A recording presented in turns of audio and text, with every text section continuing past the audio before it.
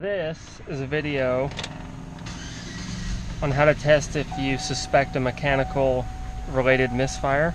So what you can do is you pull up your map sensor voltage and you can graph it. We want to get a big screen. Bring it to scale bigger.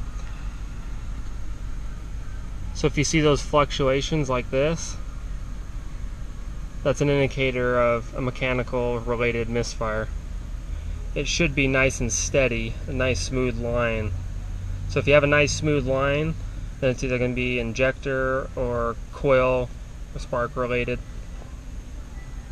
But being it's got these, definitely mechanical related.